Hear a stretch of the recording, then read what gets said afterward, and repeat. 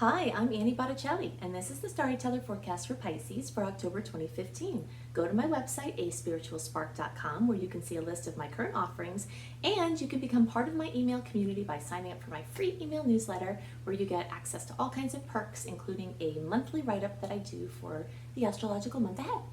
So what's going on in this very active month of October? We've got leftover energy from Venus retrograde having gone direct and still having shadow period into October. We have full-on Mercury retrograde still for part of it and then going direct. We have the aftermath of the eclipses, and then October has its own other series of transits to talk about. So we're going to talk about the individual aspects of note, and we're also going to talk about where there's big clusters of energy in the chart, specifically for Pisces. So some global experiences and some specific to your sign. Let's start out for specific to Pisces clusters. When the planets move in their orbits, they are going through, as we look at it from astrology, it's like a little grid, except it's circular, and they're moving through their orbits each at different paces. And sometimes there's clusters in one area of the sky, which means that there's clusters in one area of the chart. And wherever there's more energy, that area of the chart becomes an area of focus for that sign. And so we've got the Sun, Mercury, North Node, we've got Jupiter, and we've got Venus, and we have Mars in the 7th house for Pisces. This is a massive amount of planetary energy, a massive amount of focus on the house of relationships. There are 2 houses of relationships, the 7th and the 8th. So for every planet that's there, there's another layer of focus on that field of experience. So this is what the chart looks like for early degree Pisces. If your birthday is early in the sign, if your rising sign, if you're watching for your rising sign and your rising sign is early in degree, then you've got all this energy clustered in the 7th house. Those of you who have middle degree Pisces placements, you've got some of this energy in the 7th house, but some of it is in the 6th house. And for you later degree placements, pretty much all of that cluster is in the 6th house. So we're going to talk about the 7th house because even though only early Pisces are really starting to feel that in October, that energy is coming really soon for middle and then into late, so it's always staggered. The way that I imagine this is, I don't know if you've ever experienced having a didgeridoo run across you, either in a group healing or an individual healing. And so when you feel the energy of the instruments in the room, it has effects, okay? So the fact that there's all these planets in the 7th house of relationships for Pisces means that it's like you hear the didgeridoo in the room. You hear the relationship energy in the room. But then when it's focused on either early, middle, or late, that's your time to have the didgeridoo run up and down your individual energy field. And then when it passes on to the next person, who would be the middle degree, then you feel the energy from you had just experienced it, and then it's right next to you, and then it kind of gets a little further away as you go on to the next person, which would be the late degree placement, but it's like it's still in the room. So everyone's experiencing it, except just in different degrees and with a little bit of a staggering with time. So this relationship focus is going to be tremendous either right now in October or coming into November for all Pisces placements. And relationships cover a lot of individual aspects. So it is relationships in general, but it's aspects of relationships. So the idea of cooperation, cooperating with other people, working on projects with other people, creating win-win situations. That's one of the best ways to use all this energy that's in the 7th house. We've got a new moon in Libra, and that happens on October 12th. And that's an additional line of energy separate from the ones I already listed of energy just in that sector. Now, for early degree placements, that new moon is actually going to happen in your 8th house, but that's the 2nd house of relationships. So still this opening up, this newness, this focus, this bringing of energy into collaborating with other people. Sharing things, seeing things through someone else's eyes, diplomacy, tact, anything, basically the ways that we would describe the energy of Libra because Libra rules the 7th house, is how we would describe the energies for focus for October for Pisces.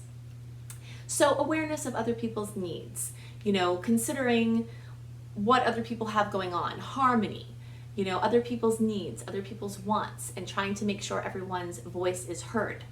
These are the kind of things that are going to be a major theme for this month and beyond. Now, for you middle to later degree placements, a lot or all of that energy is in the 6th house still. Now, the early degree placements have just experienced this, but the middle to later degree placements are still having a huge concentration of energy here. Now, when we talk about the placements of the planets, some of them are short term, like where the Sun and Mercury and the new moon and Mars and Venus, those are personal planets. They're closer to the Sun, so their orbits are quicker. So when they go through a sector, they're there and it's very current and very active, but it's a short-term theme. But then there's planets that take longer to get around, like Jupiter. And Jupiter has been a player here. And Jupiter is moving into the 7th house as a new transit for early degree Pisces placements, but for most of you're still going to have a short, or for later degree placements, a long time of Jupiter in your 6th house. So that's a layer of this focus on the 6th house that either had been going on for a long time, besides just the recent movement of the personal planets for the early sectors, or the current movement of the personal planets for the middle and late sectors. There's been this theme that's been going on, and that's going to continue. But in October, there is all of the energy that I said is in the 7th house. Most of that is in the 6th house for middle degree placements, and for your later degree placements, you have all of that. The Sun, the Mercury, there's North Node there, there's Mars and Venus and Jupiter. So understanding the 6th house for this month and for the time to come is going to be a very important theme. And the 6th house, among other things, rules your health. So anything that you can do to improve your health is going to be naturally of a focus, where all of a sudden you're just like, whoa, I have to do something here. Sometimes it's an event that happens to you, maybe from the eclipses, or an event that happens to someone else that gets you thinking, man, I really need to do something different.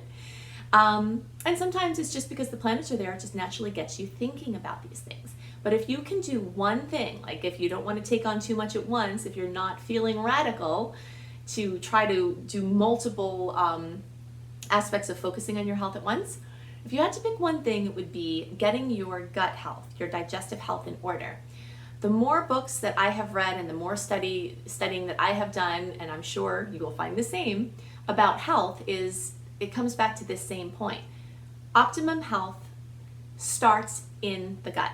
And if you don't have your digestion straight, you're not going to have anything else in your body straight. And the source of many other problems that seem unrelated to the intestines actually start in the intestines. So if you can focus on your digestion with a couple of simple things like probiotics. Probiotics are good bacteria and they eat the bad bacteria. The way that I always think of these is like the epic battle of the superhero and the villain. The probiotic is the superhero and the villain is the bad stuff that comes in, the bad potato salad, the other beasties, the fungus, the bacteria, the viruses, everything nasty. So we have to keep the ratio of superheroes in our digestive in organs and really all over our body, but we have to keep the ratio of superheroes higher than the ratio of villains. And if you don't, then the villains will take over and you will have illness and sickness and all kinds of different problems. So taking probiotics is a very important way to start. Now, I'm not a doctor. You have to check with yours. There are very few, but still relevant situations where taking probiotics may not be beneficial or helpful for you at a certain time, or if you have a certain condition and you need to know what those are and research it and check with your doctors, etc. But for most people who don't have those things, probiotics are going to improve your health in a very, very short amount of time. When you take probiotics, you might notice that you never get sick. And when you get sick, it's because you weren't taking your probiotics for several days and something got in and the ratio was off and the villains took over for a short period of time. So that's something really important. Also, if you have been suffering with any kind of mental illness or mental diagnosis, know that a lot of the health of your mental state and your emotional state actually resides in the gut also. I've been reading several fascinating books about this. And the cascade of hormones and neurotransmitters that affect the mental state and human emotions are very much affected by, first of all, what you eat, second of all, the state of your digestion in general. So this month, in this period of time, and this theme with Jupiter is really bringing into the picture, what can you do to improve your digestion? And actually, I really think it's safe to say that you improve your digestion and you will actually improve your life, because you'll feel better, your mental state will be better, your emotional state will be better, and you'll have optimum health. And you know, what good is anything else if you don't feel good to enjoy it, right? So this is a really, really important focus. Things like looking into having enzymes to help you digest your food, seeing if there are things like gluten or dairy or corn or other things that are offenders for you. These are the kind of things that it's amazing to focus on when you have all these planets in that house. Each of the planets bring their own personality and their own area of focus, and they're kind of their department. So when we have Mars there, whenever I talk about Mars, it always makes me think of border collies, because I have border collies, and they're very active. And they can, when they get really, really excited, it can turn into like they're barking and they seem like they're being aggressive, but that's because they get so wound up they don't know what to do. That's what Mars is like. So when you have all this energy, as you earlier degree placements have just recently come out of, and you middle degree placements still have, and you later degree placements will have for longer, it's like all this active energy. So if you're not using the active energy towards sixth house related things, then it could cause problems. You know, could cause anxiety, could cause just extra busyness in places where you don't want it. So speaking of busyness, the sixth house is also the house of being organized, how organized you are or aren't, your systems that you have or don't have. So this is a fantastic time to get your things in order, declutter your space, organize things. This is also the house of pets, so anything related to animals would be here. Maybe some of your pets need some attention, or maybe you get a new pet or something like that. So that is all very relevant, all sixth house stuff. Your sixth house is also the state of your daily affairs. It's called the mundane reality. It's what your daily experience is like. And for you earlier degree placements, you've experienced a year of having Jupiter, hopefully with any luck, improve your daily circumstances. For you middle and you later degree placements, you have a little bit or a long time left of Jupiter improving your sixth house, which is all the things we talked about, and your day-to-day affairs. You might notice that your schedule gets lighter, or if it was too light, it gets busier, or whatever expansion and improvement looks like in your day-to-day world. That's what Jupiter can bring. And those are the kind of things that you'll naturally see yourself gravitating towards focusing on, especially in October, but it's a theme to come for some of your placements.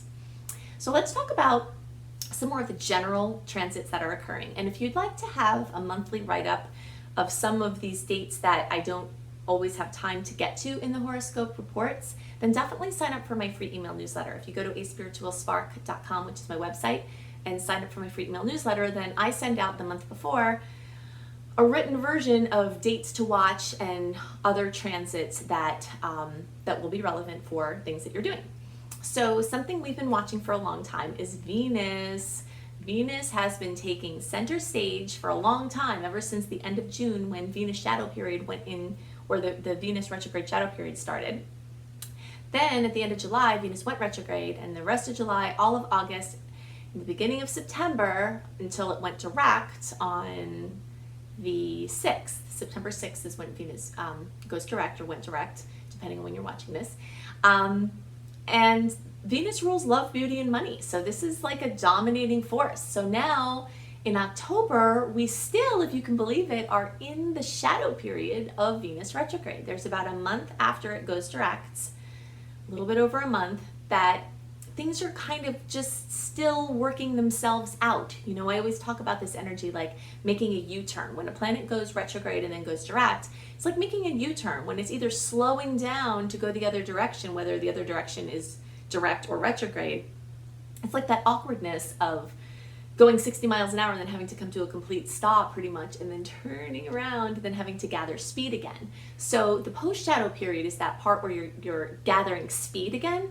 And so everything that Venus rules, love, beauty, money, relationships, finances, are all gathering steam again after it goes direct, which was September 6th, and that period runs until October 9th. So here, a third of the way into October pretty much, or at least a quarter of the way, we're just now, after all this time, getting up to speed with Venus. And then in the month of October, we have Venus making interactions, meaningful mathematical interactions, with almost every outer planet. So we start out on October 10th, where we've got a square with Saturn. Imagining this, the way I'm seeing this is like Venus is in a, like a boxing ring, right? And so Venus is there, and there's, Saturn and Uranus, no, not Uranus, Saturn, Neptune, Pluto, and Jupiter are kind of waiting to interact with Venus. And so the first, interaction that comes in is Saturn, and it's a challenging aspect. So it's like a formidable competitor.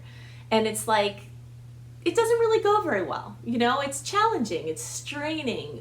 Everything involving Saturn is like heaviness and difficulties and reality checks.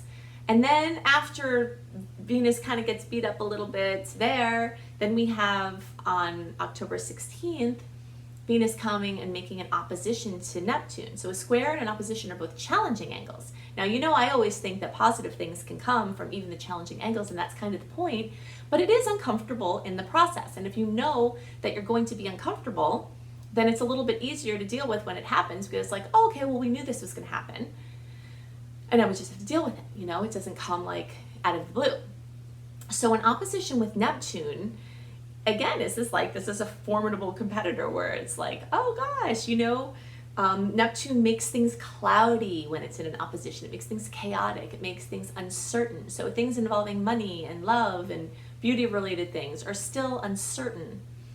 So then once we get into October 23rd, now October 23rd and October 24th are my favorite dates for launching things, because we have been waiting, or if you've been listening to my reports and following this, perhaps you have been waiting to launch brand new things until this period of time. And if you have, this is the time to do it. October 23rd, October 24th, there. You've got some really positive energy. First of all, we've got the Mercury shadow period, which ends October 24th, so you're really at the tail end there. Venus shadow period passed. The challenging aspects with Venus passed. And now you've got Venus making a trine to Pluto. So what I imagine happens in the ring now is like Pluto comes in, and he's the biggest beast of all in his negative expressions, right? It's the atomic bomb, and it's just like really powerful. And it's like in the trine, they somehow become like best buds. Like they remember, wow, I knew you from childhood, and like, I don't want to beat you up. Like, let's cooperate. Let's do something else. And they're like hugging in the ring, and we're like, okay, let's be friends. And then Jupiter comes and joins the party, and it's like, hey, I'm happy too. I'm your friend too. I like everything. And then they just decide to not fight, and they just call it all off, and everybody's hugging and happy. That's what it looks like. And that's like what the end of the month is bringing as far as these interactions with Jupiter. So it's like, it's a happy ending, So it's a really good time to launch things. Now, of course, at the same time, we always want something to just be easy, like, okay, this is it, and that's just it, and that's all. But no, the same day as Jupiter and Venus are making that conjunction, which Venus had just made the trine to Pluto, then we have this Jupiter joining the ring and everybody's happy. We also have Mercury opposing Uranus, and so there's going to be something strained, some communication strained, something that comes out of the blue. But it's possible that that news or that situation may have nothing to do with the other thing that's going really well for you. And we see this happen in astrology all the time, where something is going amazingly well and then something else comes like, what is that all about?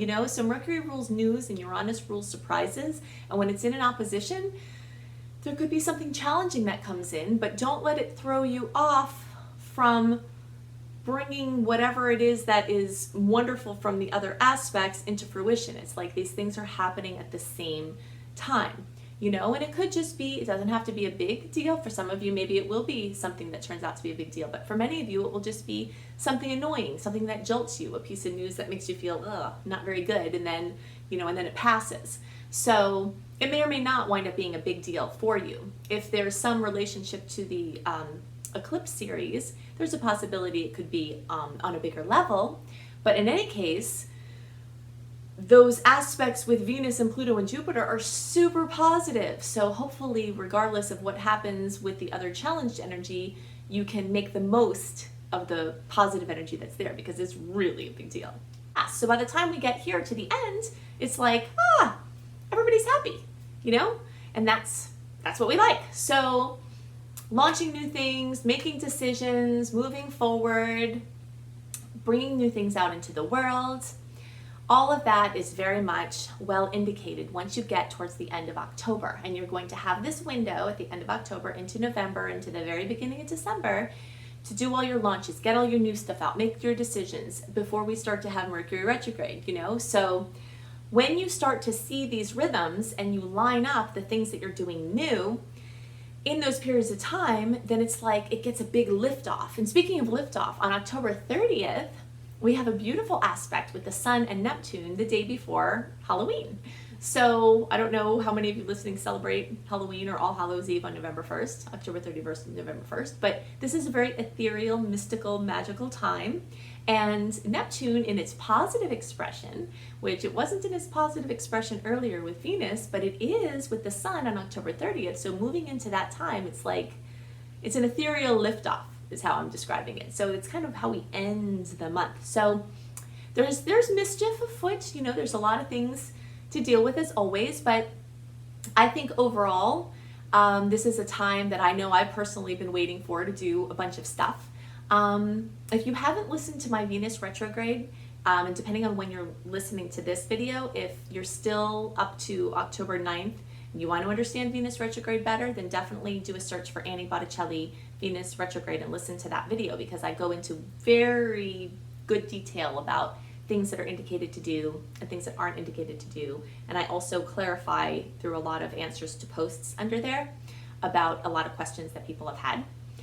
So the retrogrades are not a time to do nothing, and you can be quite active in those times, but it's a time to have the past dictate the new things that you're doing, you know? So if you're doing something and you've done it before, then it can probably be pretty successful, you know? If you've learned from the past and now you've made something even better and you're doing it again and it's a short-term thing, then that's okay to do those kind of things, especially if you have something positive in your chart. And this is the biggest factor to consider, and this is where horoscopes fall miserably short, is that we can't see in a horoscope what your natal chart looks like, you know? And this is a big deal, because you could have major positive forward moving things going on in your natal chart and all this backward energy in the retrogrades, and then things are happening for you, and then maybe because it's retrograde you might feel nervous because you're like, oh no, all these new things. But